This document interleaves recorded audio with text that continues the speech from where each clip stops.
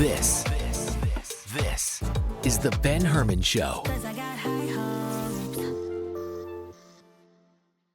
Hey, what's up, everyone? Welcome back to the Ben Herman Show. I've got an awesome presenter slash speaker in our presence right now. His name is Ken Costco. He happens to be not only the main announcer for the MEX conference here in 2024, but he also happened to be the very first speaker of the Mobile Beat conference, which happens to be, before MEX was a thing, way back in the day, it actually was Mobile Beat, Las Vegas, right? That's right. And then it changed its name to and rebranded to Mobile Entertainment Expo. He's also run a successful multi-op. He's into personal finance and so much more. So we are so excited to share some context here, and welcome, Ken. Thank you, Ben. Yeah, appreciate it. Yeah, absolutely. It's a lot of fun, but you make me feel like I'm 100 years old when we talk about the old Mobile Beat days in '97. As a matter of fact, I was very surprised because this is our first time meeting, right? Right. And you had mentioned that this is the very first speaker of the Mobile Beat conference. That's right. Which I had to ask you what your age was, and I was just very surprised. You've got very good genes, and you seem to take care of yourself, man. Yeah, I mean, I did it. My first show at '97 here was at the Crown Plaza in Las Vegas, and at the time I was 22 years old. And as I opened up the show that time, and now unfortunately I'm 49 years old, and so but I try to hold 29 and see how long I can go for it. But my guys all make fun of me when I do that. So yeah, I was gonna say like mid 30s, early 40s. I'll take 30s. I'll take early 40s. Yeah, as long as I stay underneath the half century mark, I'll be okay. Love it. So what got you into the DJ world in the first place? Back when I started in 1989, we had 4 of our guys down in Florida. I was 14 years old, and magnet school in Florida, which is similar to like a charter school in other parts of the country, asked our teacher if there was some high school kids that wanted to do a DJ job, a sock hop for the 6th grade magnet school. Nice. They didn't have any money. They had things like bowling gift certificates, restaurant gift certificates, movie passes, which is what 14, 15-year-old is going to spend the money on anyway. Right, for sure. So yeah. He talked to his son, who was a year older than I am, or I was at the time, and we talked to 2 of our partners, and the 4 of us went out, we did the sock hop, and we borrowed just a mixer and a microphone from the school, and we found out we had all the music and all the sound reinforcement between us to go out and do that, and within a year, that was in Vero Beach, Florida, and within a year we locked up the entire county's school systems. So after prom dance, after prom, after basketball game, homecoming dance, everything, we locked them all up within a year, and we were DJing all of those. And then after that, we did our first wedding for 2 teachers that were getting married in 1990 in January. And then when I did a middle school dance down in Fort Lauderdale, I did my first bar mitzvah in Boca Raton in June of 1990.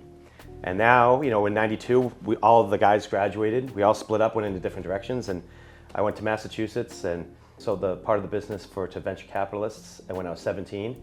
Wow. And basically to get the top of line equipment in Mass, and kind of started going from there. At the time, this was 1992.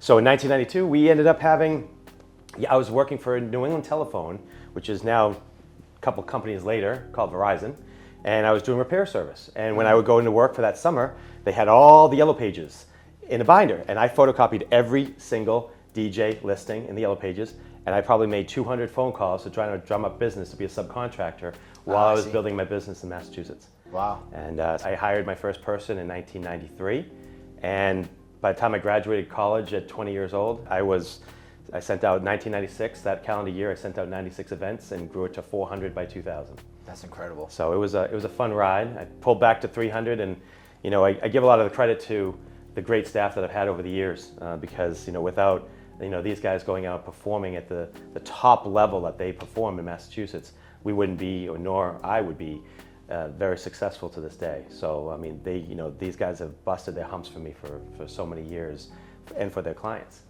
So it's really more about them than it is me. I'm just one person. I can't clone myself. Absolutely, yeah. Well, that's incredible. So first and foremost, it sounds like you've been on quite the entrepreneurial journey. Yeah. And then second, it sounds like, did you sell your company to VCs then, or do you still? I have partial ownership of it. Gotcha. Since 1992. It's nice because I am the last line of defense when it comes to customer relations. So I get to talk to all of the customers, but if there's a big problem or any issue, I'm the one they deal with. But if I need a big purchase, then I can just get the money from them and go from there. And so I've been one of the best investors, the investment types that they've invested in over the years. And I get to maintain all of the tax advantages of having a home office, and I get to basically be able to control the business without the obligation of buying, the newest $10,000 item out of pocket. Yeah. So it kind of works out nicely that way. Wow, that's awesome. What gave you your start to business ownership and understanding how to run a business, how to scale it, how to sell it to VCs? I mean, that's not a small accomplishment. That's a pretty big accomplishment. It started back when 9 years old, when my father actually showed me a graph on an old digital computer of what interest does over the course of time. Compounding interest. Compounding, my favorite two words in the English language, compound interest. And so it would go like this, and then all of a sudden it shoots up like a rocket. And that was the time when I said, okay, I want to be able to save and make money. So I had a variety of jobs in high school. I'd go to pawn shops to buy equipment at lower prices. I was always great at talking and selling anything. I mean, I used to sell raffle tickets for myself, and then I'd have to sell tickets for my sister because she was so shy. And we got first and second place sales records in our school. And really, I was selling both of us. Oh. But I had to make enough for me to get first place and her to get second place. Oh, gotcha. So sales was always in my blood. Yeah. But as far as, my father put me on that. Both of my parents are both self-employed. And so I never really had to see what it was like working for other people. So I did that for myself. Now, once I moved to Massachusetts, my stepfather at the time was a big real estate investor in Mass. So he had contacts. So I really think the selling to VC was really more of a factor of his influence. Right. Gotcha. And he knew me enough to know that, that I was going places. And the risk was rather minimal because we're only talking about, less than $20,000. It wasn't a lot of money. And for these guys, even in 1992, it wasn't a huge figure. Yeah. And then, I was able to get advice from them when it came to some of the early business techniques. They turned me on to a couple of my first stockbrokers at the time when I started my retirement plan at 17, and then basically kind of built it from there. Ironically, I dumped all my personal finance guys, and I do all my own. I self-manage all my own portfolios now. I actually manage a number of and advise to other people in my family and friends about portfolio investing, and I have done significantly better than what the investors did at Merrill Lynch back in. There was another one prior to that too. Legg Mason was before that. So I'm actually doing better than what I ever did with those advisors before. So, I took a lead when it came to taxes. I took a lead when it came to knowing the ins and outs of how to be able to legally deduct expenses. And basically, I even fought the IRS in 2001 when they came into my house with a 2-year audit. And by the end of it, I owed them a little money for a year and a half, but they owed me money for the next 26 years, that they were going to owe me money. And then I got a letter from them saying, if you get an audit letter from us in the next 3 years, just show them this. It was a get out of jail free card from the IRS because they don't like owing people money when they come in an audit. And it was just me and 2 guys that came into my house. So, I've been kind of self-taught in that aspect of it, and I just love to continue to learn. Because you never stop learning. If you never stop learning, never stop growing, then you'll always be a success in life. Yeah. So in regards to personal finance and investing, are you mainly involved with securities or real estate? Diversity. I mean, I like to spread it out. I mean, I want to be able to, obviously, dealing with stocks and bonds. 2 years ago, I did a seminar about personal finance and here at PBX. And when I was doing that, I was able to say, at the time, short term, here are the savings accounts where you can get 5.5% as opposed to being at one of the major banks right? at 0.5%, exactly, over the course of the year. I'm like, if you've got $10,000 saved up, would you rather have $500 worth of interest or $5? Because, you're really talking about the difference between $50 versus $500 in the $10,000. Medium term at the time, I-bonds were paying 9.6%. And you're talking about United States-backed Treasury at 9.6%. And then for long terms, we're talking about at the time, we were in a going from a huge bubble in the stock market coming out of COVID to going into this time where we were seeing a recession, or at least recession in the stock market, in a high interest rate and a rising rate economy with the Fed raising rates.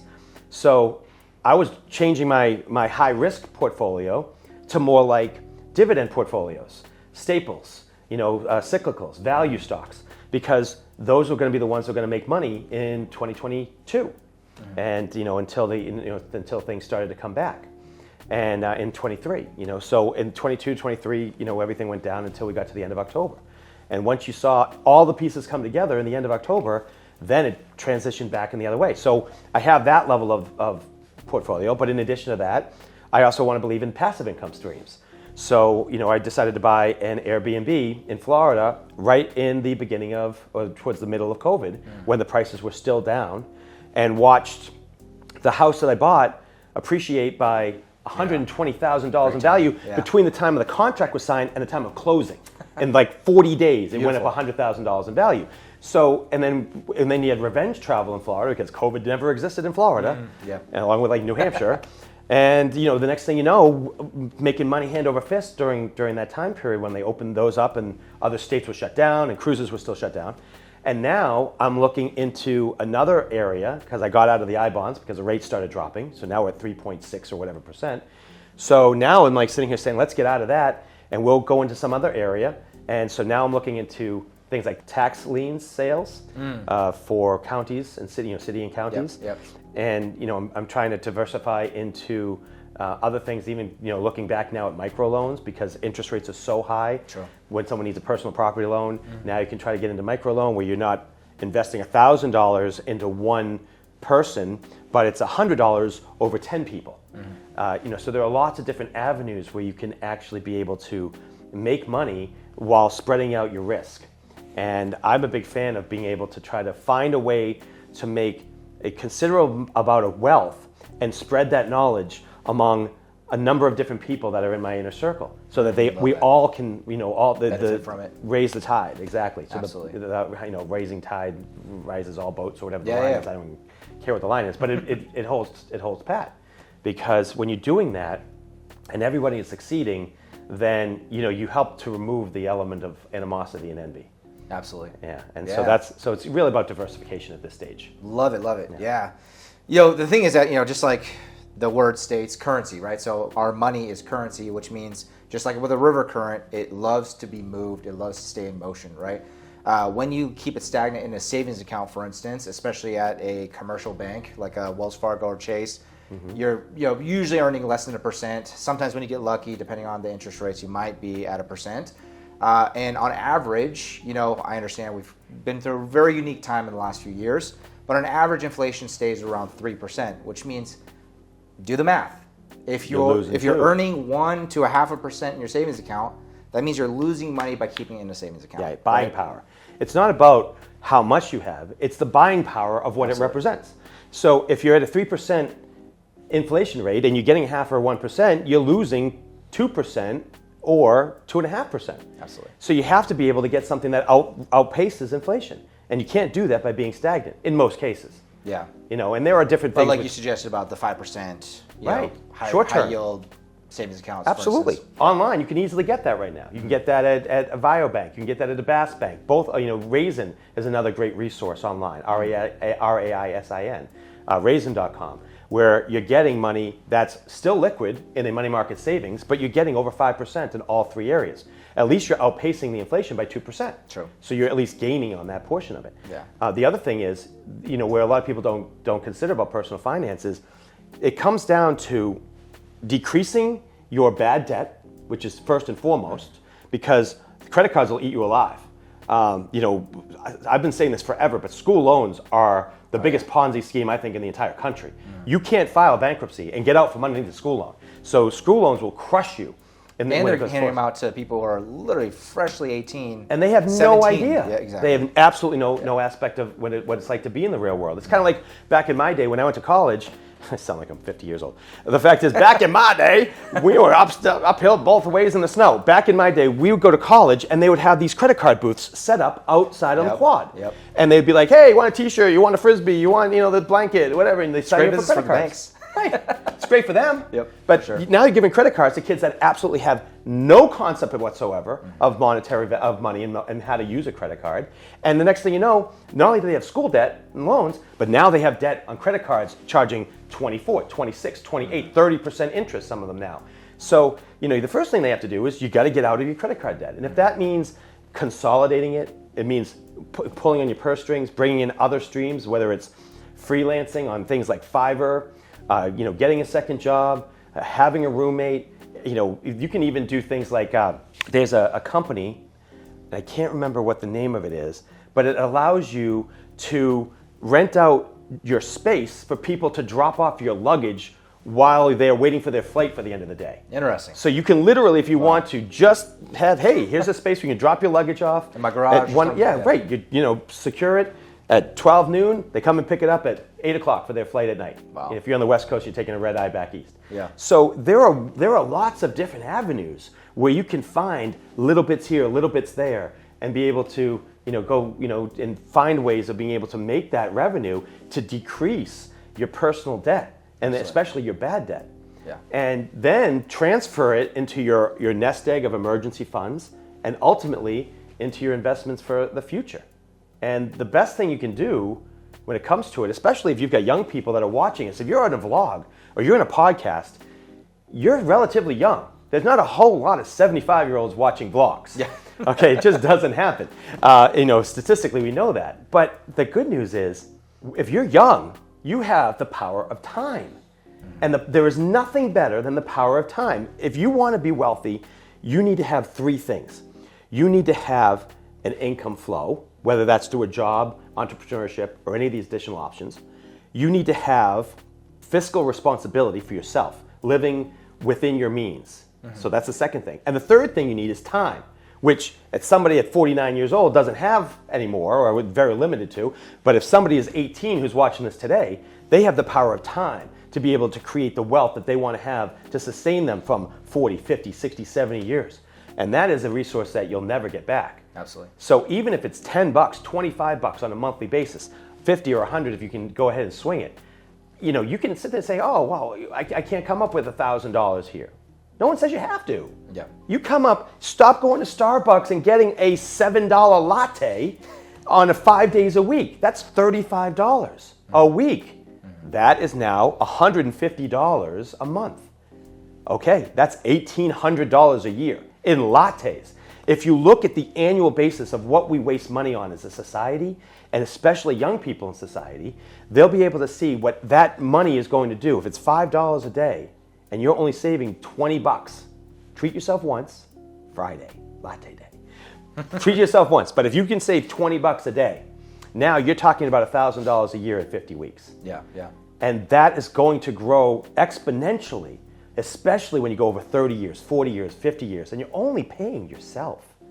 You're not paying the bill payers, and you're not paying the U.S. government. You're paying yourself. And what better thing than to pay your future self? They'll want to come back and hug you in the future if you do that. Absolutely. Yeah. Great insight, man. What I would say is that, the unfortunate part is majority of our society, we're in a microwave society where it's all about instant gratification, right? Yeah. So we talk about the Starbuckses, right? When you go into a store, buy that brand new outfit, or go to that coffee shop to buy that latte or whatever, you get that the second that money changes hands, you receive that in exchange, which is instant gratification, right? Right. The difference between the poor mindset and the wealthy mindset tends to just be delayed gratification. That's right? it. It's the marshmallow experiment. Oh, true. The marshmallow experience is a perfect example of that. And what that, of course, was that they put a marshmallow in front of a child. And they said, if you let this sit here, when I come back, I'm going to give you a second marshmallow. And as a child, you can tell who's going to be more successful financially in life based on whether they ate the marshmallow or they waited. And that marshmallow theory holds true to today. And the good thing about being an adult is that you can change your natural instincts. If your natural instincts at 7 years old was to eat that marshmallow, at 21, you can say, okay, I actually have to make the actual mental change to my personality to say, I don't need those new pair of shoes right now. I don't need that brand new car with the new car smell. I don't need that, amazing drink and going out with my family, with my friends on Friday and spending $75 out on the town. I can skip this week. You have to make the conscious effort to do that. But you also don't have to take monster steps at once. True. Baby steps make a big difference. Yeah. And when it comes to profitable DJs, we say the same thing. The fact is, if you want to be profitable in this business, you have to be fiscally responsible because it's going to benefit you and it will benefit your clients. Because the better you are, the better performance you will end up bringing to the table. The better You know, you don't have to have all the bells and whistles and do the wooka wooka woo. You don't need all of that in order to be able to have the best performance.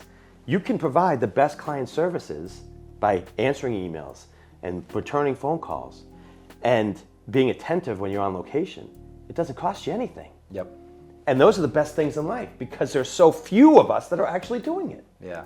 And it makes such a significant difference when it comes to your clients and overall your not only financial well-being, but your personal well-being as well. Because now you get the instant gratification of all of those clients that come up to you at the end saying, this was the best event ever.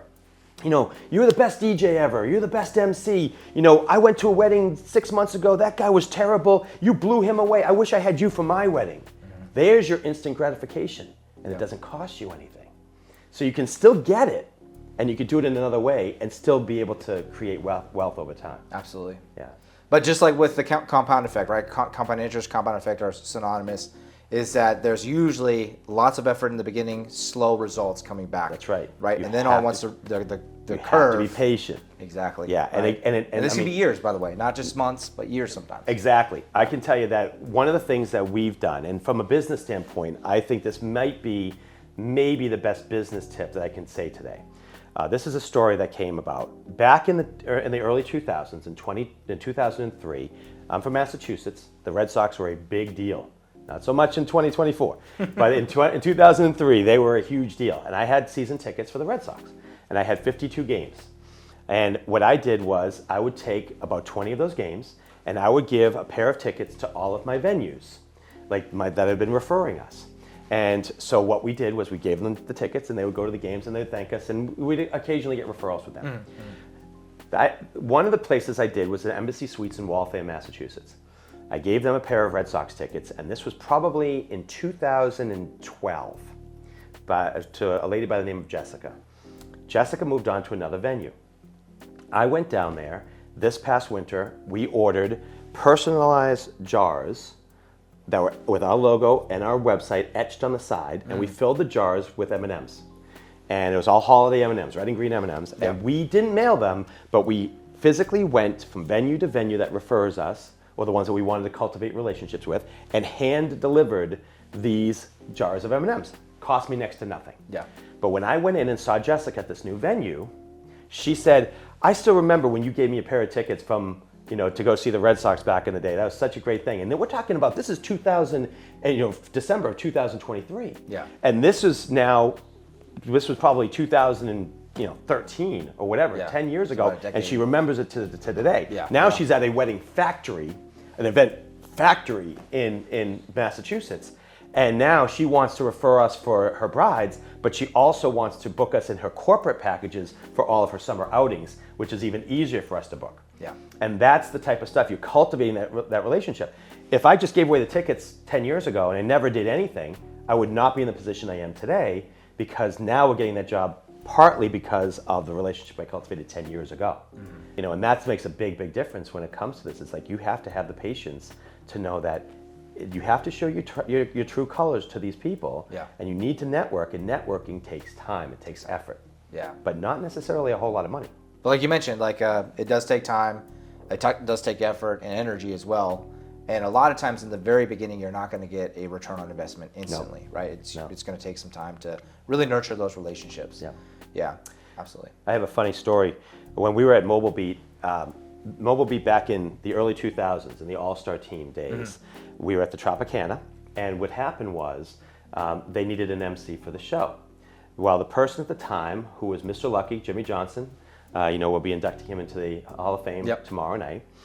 The fact was, I had had a relationship with him since 1992. He was one of the guys in Townsend, Massachusetts that I called in 92 when I was 17, saying, hey, I'm looking for work, and I started doing subcontracting events for Crystal Entertainment.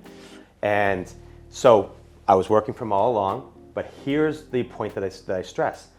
They had no idea when I would go do an event for them if I gave out the Touch of Class cards or I gave out the Crystal Entertainment cards. And I made a point of any company that I ever worked for, without fail, I gave out the card of the company I was working for, because it was really easy for me to be able to just give the Touch of Class card. Yeah.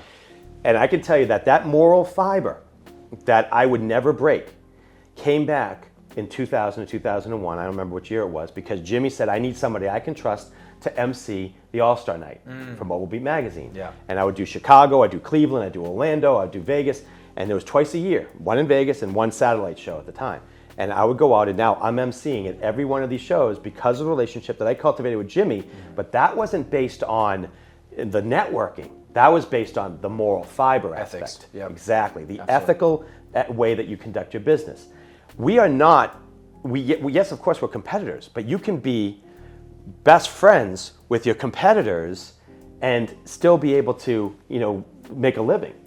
As a matter of fact, you're going to be better off because they're going to respect you. And when they need overflow or they need help, they're going to contact you. And if they're acting in an ethical fashion, then you're going to go and you're going to contact them. So anybody that acts in a manner that is unfitting or in a manner that does not fit within the mold that I want to be in gets cut out immediately. So you break that ethical mold, that ethical mindset. If I sub you out, or and you give out your cards, I'm going to find out about it. Yeah. You're dead to me. I had a guy who called me up to have bar mitzvah dancers at his party. Go to the bar mitzvah show, go out there, they're going out, they're knocking it out. Say, hey, I want to hire you on my own. I called them out. I said, what the hell are you doing? This is not the way that we conduct business. Don't call me again. Yeah. And my girls that were actually dancing at it, they had the respect to know that, of course, they could have done it on their own as well, but they knew that that was not going to fly with me. And they respected the relationship that I had cultivated with my staff to come back and tell me what had happened and cut that person out of my life. Yeah. So, that's all I ever asked from them is to be treated the same way that I treat you.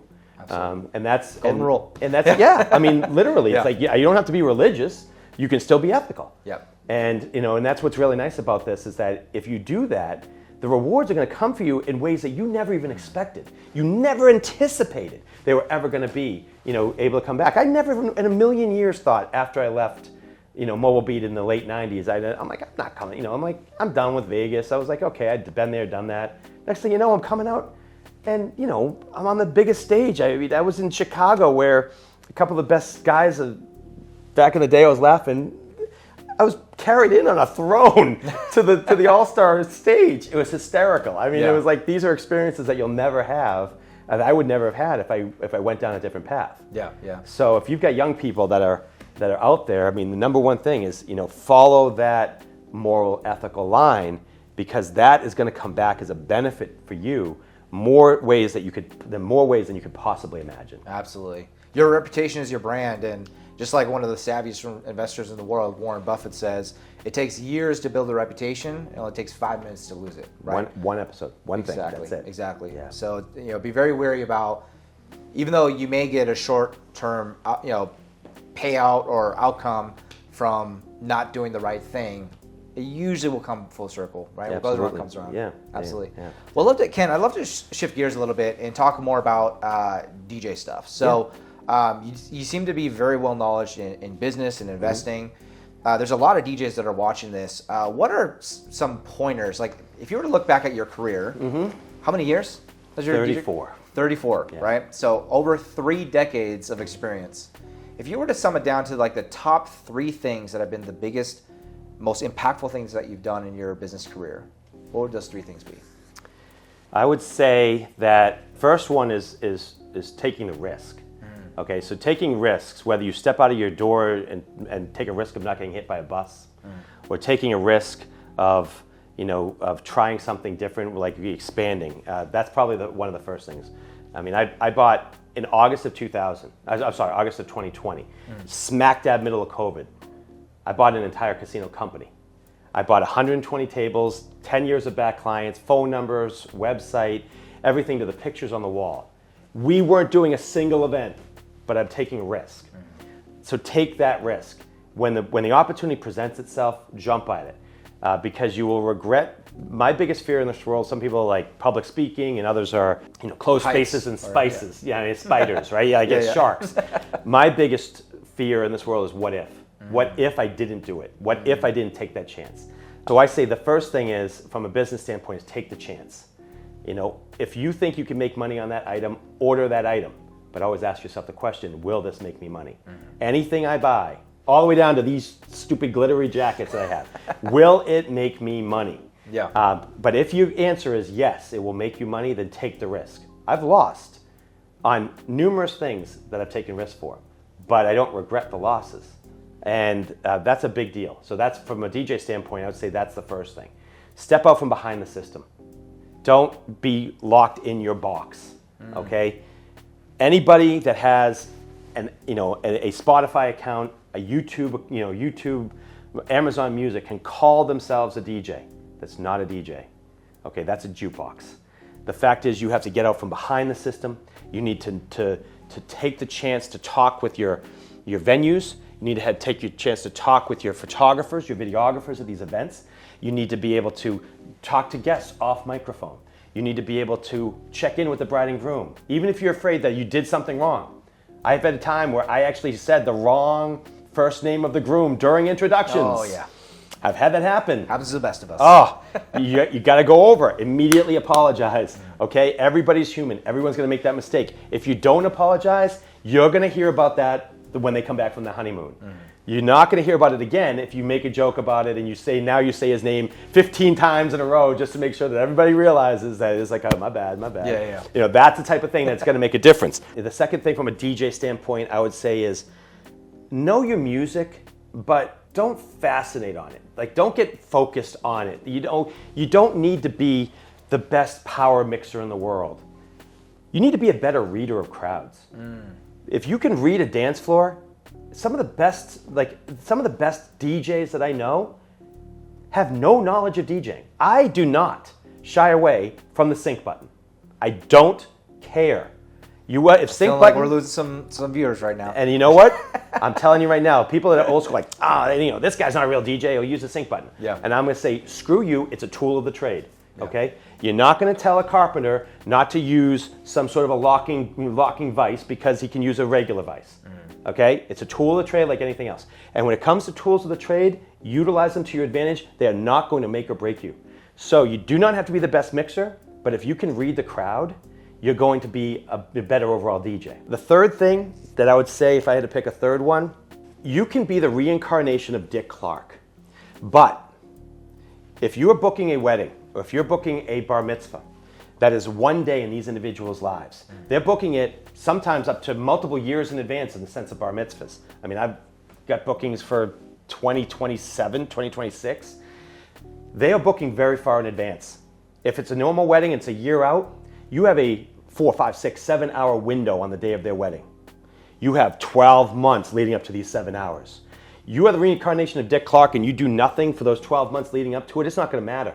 They're going to be worried, when's the cake cutting happening? When's the parent dance happening? Will the photographer get that shot? Will grandma be introduced properly? Because the bride's going to be nervous. But you have 12 months. If you do the client service aspect of it, you could be a mediocre performer.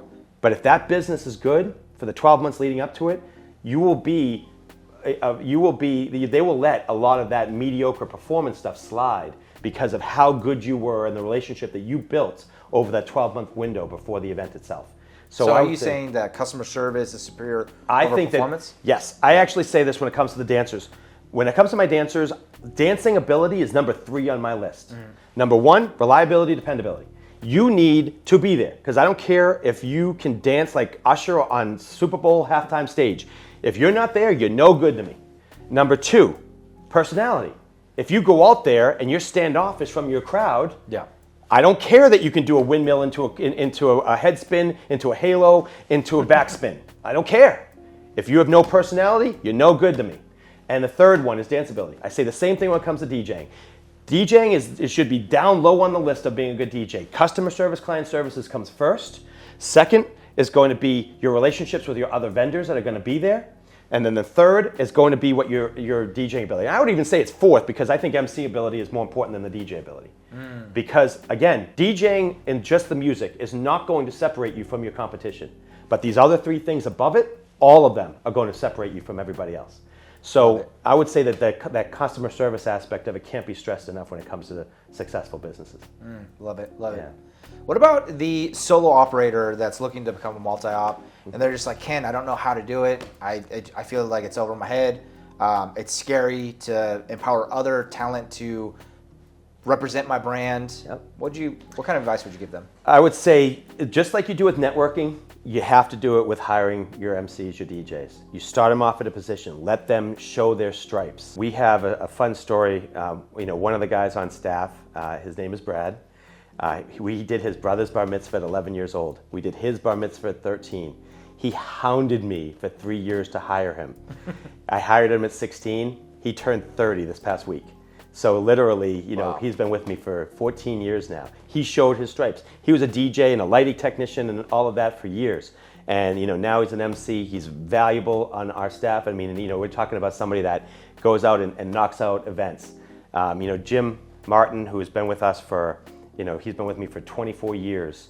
The fact is that I met his father at one of the venues because he was one setting up the venue in the 90s. He said, my son wants to do this. And so, okay, bring him in. He became a DJ. He started in February. He finished his DJ training the night of the hanging Chad election vote on November 2nd of 2020. And now it's 2024 and he's still on staff since February of 2020. You have to cultivate the relationship just like you do with anything else. You need to see how they're going to act. So you're not going to just jump out and say, hey, I got 3 jobs next week. Let me get a new guy in here and send him out that way. No, you can't do that. Our MCs and our DJs, they're going through, there's a difference between a DJ and an MC. A DJ is working with an MC. They're going to take a couple weeks worth of training because the MC is going to tell them what to play. They're going to be a human jukebox to start.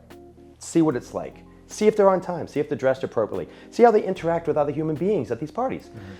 MCs, for us, will take sometimes 6 months to over a year to be able to get them up to MC status. So when you're hiring somebody, don't expect instant results and don't expect perfection. They're all going to make mistakes. Heck, I make mistakes. I've never had a perfect event. If I ever have what I consider to be a perfect event in my life, that's the last event I ever do. Because it shows me that there isn't a small, minute detail, Ben, that you can change. Yeah. There wasn't one word you could have done differently, a song you could have cued better, an interactive moment and time with the crowd, or some statement you could have made to the venue that was a little bit better. If you can't find something that you can improve upon, you shouldn't be doing this. I've never had a perfect event.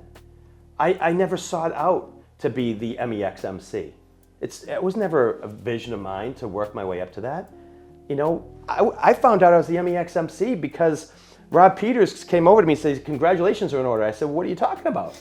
He goes, "I hear, little birdie told me you're going to be the MC for for the MEX show in February." I said, "That's news to me. Nobody's come up to me and talk about it." And then I had to go to Rob, and then he's like, "Oh yeah, I was going to talk to you about that. You want to be the MC for the?" I'm like, "Yeah, sure." I'm like, but I mean, I had no idea that that was even going to happen. So, I want to make sure that younger DJs or younger MCs knows that when they're going into mobile and you're going into expansion mode. Expansion can be scary, and it's just like any other risk. Is it going to be perfect? No. Are you going to have to put out fires and deal with calls on a Monday? Yes. Every MC is going to have a bad day. I mean, every one of them. The best are going to have that one bad day. Yeah. Maybe once a year, and you're going to have to put that fire out. And all you can do is say, "You know what? I'm sorry. Screwed up." Take responsibility for your actions. Don't try to pass it off. "Oh, the caterer was late. Oh, the photographer was eating dinner, so the parent dances didn't happen on time. You were frustrated with the photographer, and I didn't get the shot. I didn't get the introduction done in proper time because the photographer took too long, and the bride was all frustrated. She's crying in the bathroom, and now it's the DJ's fault because you're late. You know what? I'm sorry we're late. Even though you weren't the one to cause that problem, you have to come up with another solution for it. And if you don't, unfortunately, that is on you. And if you pass the buck to somebody else, it's like, "Oh, this crowd stinks." Really? Did the crowd stink? Or did you weren't able to connect with that crowd? I've always said that everything will work. It all depends on presentation. And I've had many times where the crowd didn't get on the dance floor. I've had many times where they didn't respond to a dance that I wanted to teach on the floor.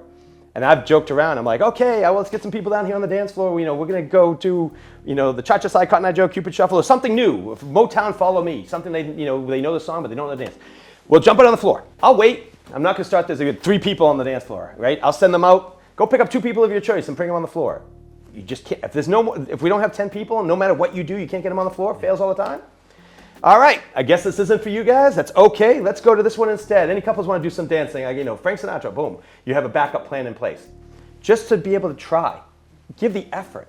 Show your client that you're doing everything in your power to make their event successful. So, when I talk about these things where for an MC or DJ company that's just starting out, you have to say these things, but you also have to instill the same ideas, the same values, and the same effort and energy that you put out to your staff. To this day, I bring and carry and move my own equipment. I don't have a setup team that goes and set up my equipment.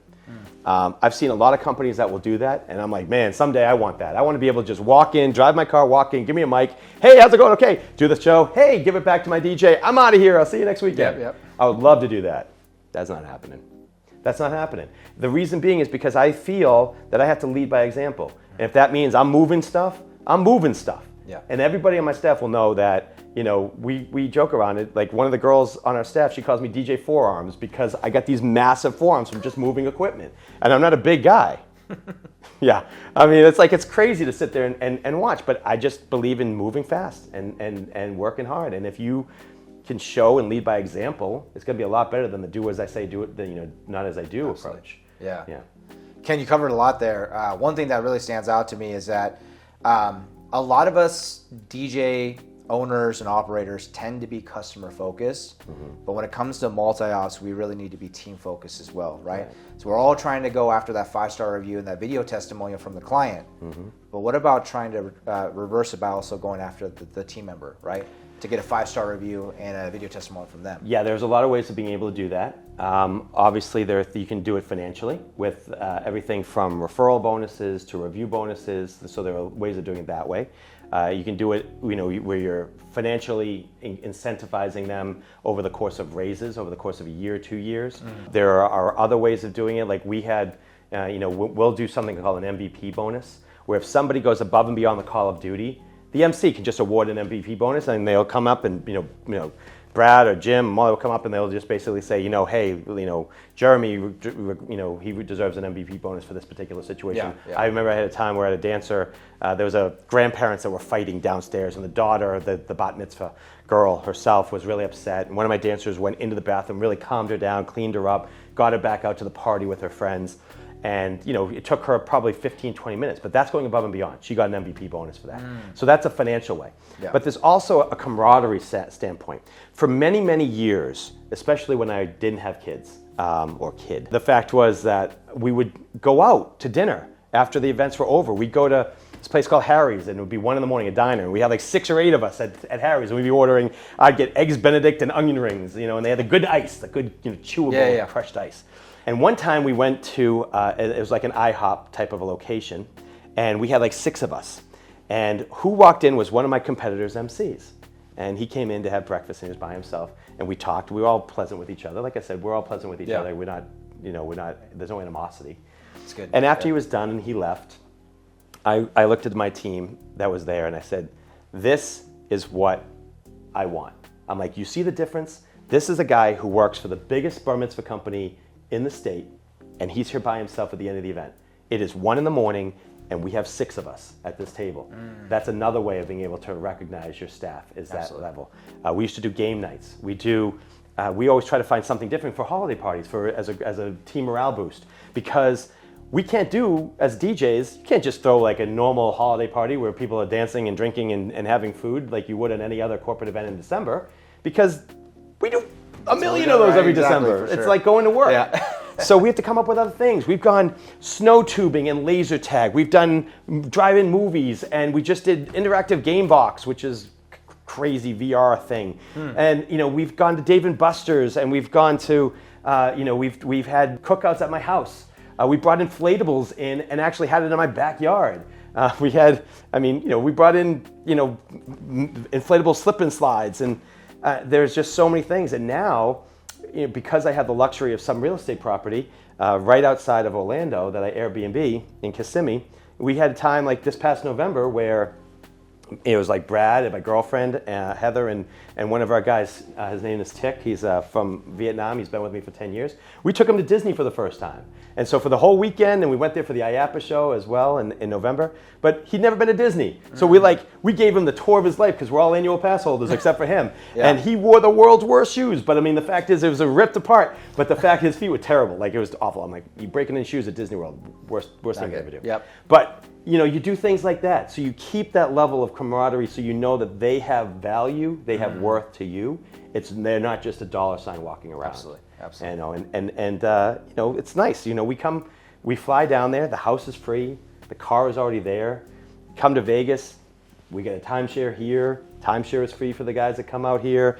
The car I already get, that's free out here as well. I mean, I've got a relationship with a DJ in Michigan. His name is Chris. He was with me for 10 years.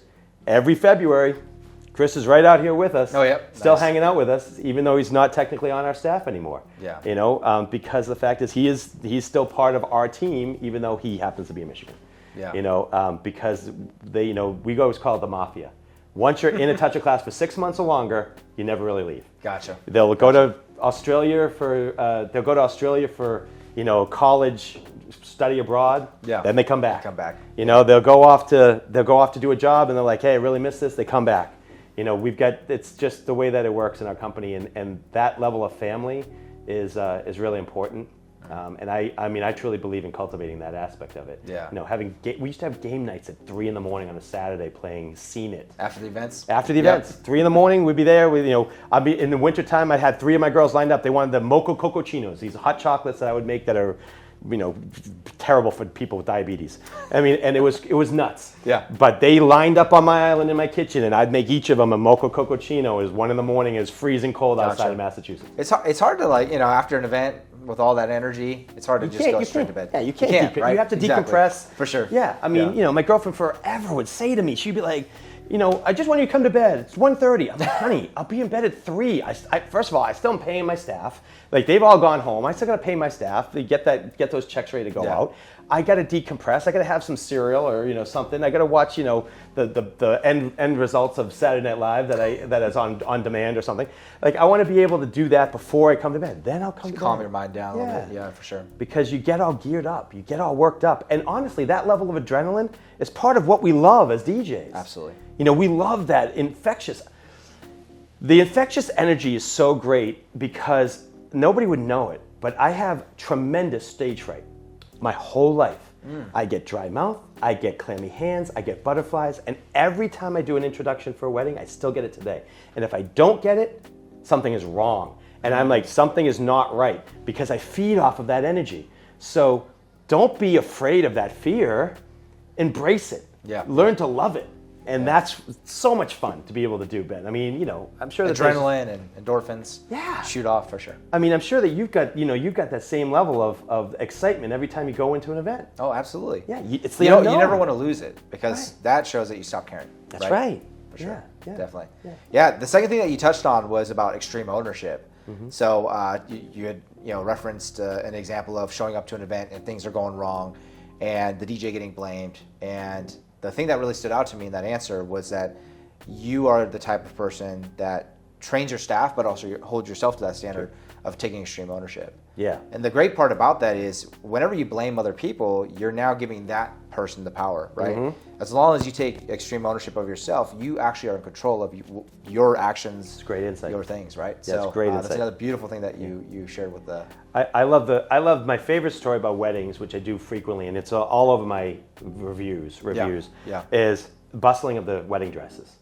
The fact is that these seamstresses, they bring the maid of honor or they bring the mom in, and they a week before the wedding, and it's like, here's how you bustle the dress.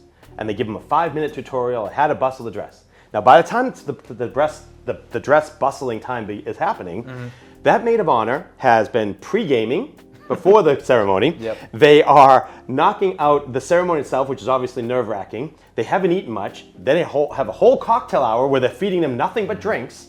And now they're expected to bustle the dress before the wedding. And they're like, what button and where's this loop and whatever. I have had the photographers actually take pictures of this where I'm literally on my knees behind the bride, pulling up and bustling the dress. Or now later on in the night, Uncle Bob dancing on the dance floor. Bride's dancing on the dance floor. Uncle Bob puts his foot down. Bride moves. Pop, pop, pop. That entire bustle falls. Well, what happens then? I take the maid of my DJ's playing music. I take the maid of honor. I take the bride. I take this big thing of safety pins that I have. I go to the bridal suite. 5 minutes later, a couple minutes later, I'm between the meshy area and the satiny area of the dress, and I'm pinning it back up to where it was so you wouldn't even know it fell. And then 5 minutes after that, the bride's back on the dance floor and no one knew any different. Yeah. These are the little details, and that were so significant that I've had multiple brides comment in reviews that they've never seen a DJ bustle a dress before, never seen an MC bustle a dress before, but it helped to save their day. Yeah. I was there with one of my MCs at a wedding in a very expensive country club, and we had a letter. There was a fight that was about to take place between the bridesmaid, the usher, her usher, and the usher's girlfriend who was a guest. Alcohol was involved, and the guest took exception to how close the bridesmaid was getting to her man. And they almost got in an all-out fist fight. Now, the bride was a Monica bride. That's the one that has like the binder where everything is laminated. She's been planning a wedding since she was 5 years old. Yep. So the last thing I wanted to have is this incident happen. But even we diffused it. I said, Jim, bridesmaid, a guest, bridesmaid, a guest. He goes, bridesmaid. I said, guest, go. He took the bridesmaid out to the front hall. I took the guest out to the lot, like to this overhang over the country club golf course, and I'm calming her down. He's calming her down, and I go over and she's like, I was like, listen, you don't want to make a scene or whatever. She goes, if that so-and-so goes near my man again, I'm going to rip that fake hair off her head. And I'm like, yo. I said, listen, you stay with him. He has no reason to be with her. If he goes by her again, I'll punch him out myself for you. It's like an hour. Okay, cool. They come back in. Everything is fine. Hour and a half goes by. Wedding ends. No fight, no problem. Like, Jim, let's get out of here. So next thing you know, we break down the system. We fly out. Hey, how's it going? Good. Great. Awesome. Nice. Congratulations. See ya. Yeah. We're gone. Out. Next day, come to find out, they had brunch. And so the brunch that was taking place was, the people told the bride and groom what had happened the night before because they saw it develop. A week and a half later, after the honeymoon was over, we get a letter, actual snail mail letter, thanking us from Brian and whatever the bride's name was. I don't remember. I remember his name was Brian. About diffusing a situation between two of our guests, and we didn't know. And I called him up. I said, Brian, I didn't want to tell you, you and your bride, I don't remember her name, because she would have been nervous about it and worried about the rest of the night. He goes, oh, no. Because I thank you for not telling us this, because that's exactly what had been the case. I said, we handle it, we move on. But I'm glad that somebody told you, which is nice. I really appreciate the letter, and I will use this for future reference. So they were very appreciative of that situation. Again, the average DJ doesn't want to, they shy away from those types of confrontations. With us, we'll jump right in the middle of it because we know that the success of this event is based on us and being in control of that situation. We have to make sure that we diffuse it quickly. And so, and that's another great example. So running towards problems versus away from problems. Never shy away. Yeah. I mean, I had a time where a heavier set lady was going under a limbo bar. She fell, blew out her knee. By the time she made one bounce, I was already there stabilizing. I said, don't move!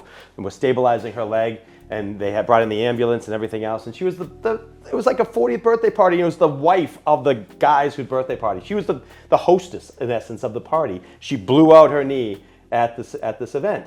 But before she even bounced a second time on the ground, we were already there stabilizing and had made a phone call because everybody heard the pop. It was that bad. Oh my gosh, it was terrible. So I mean, but the fact is that we didn't just stay in the back, and go, what am I going to do now? We literally stopped and were like, don't move. Like, we're getting everyone back. I'm like, somebody get on the phone, make a phone call. Let's get ambulance over here. We're stabilizing. We're not letting them move at all. Just stay right here. Don't try to stand up. We don't want to make anything worse. We knew there was going to be a major problem, and they came in and they air casted and put her in a stretcher, and then she was gone. Gotcha. I mean, these are the situations where we have to be aware of them.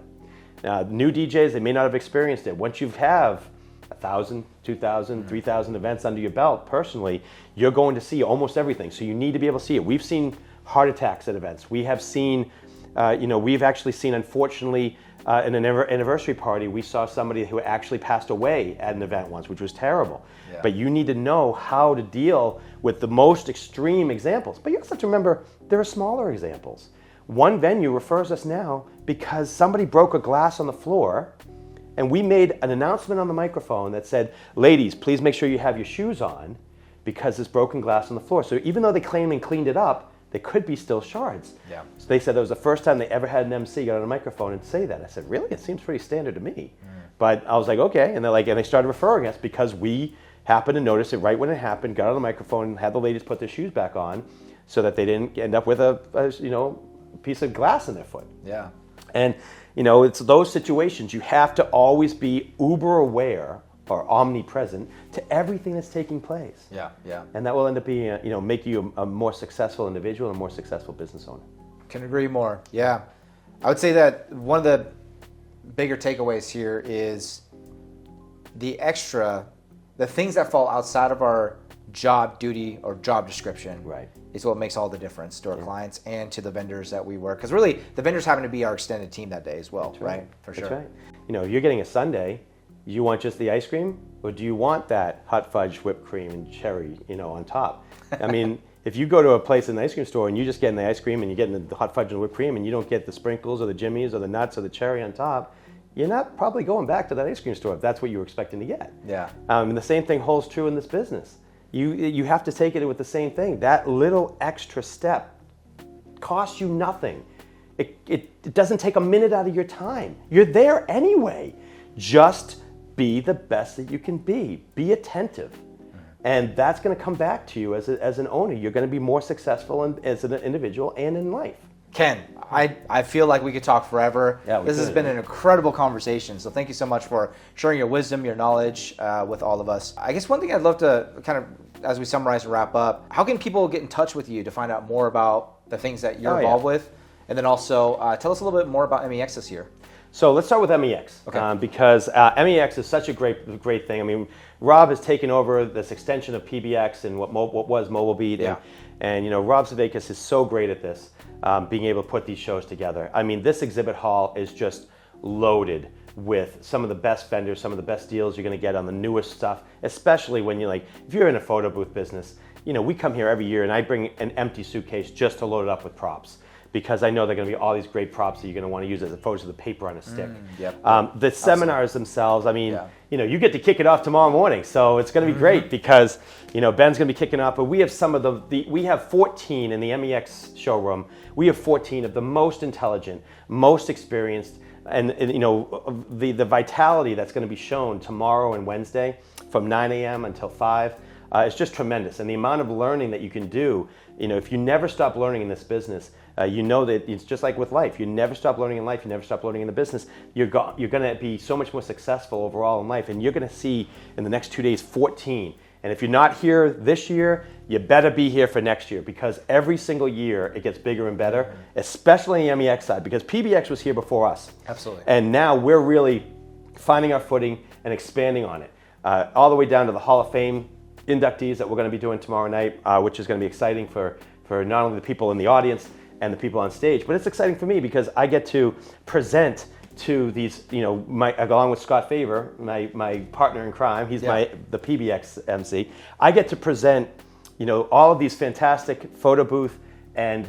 DJ, you know, entertainers that are in the business, and being able to present them into this prestigious award, you know, giving this prestigious award. Yeah, this is going to be so great.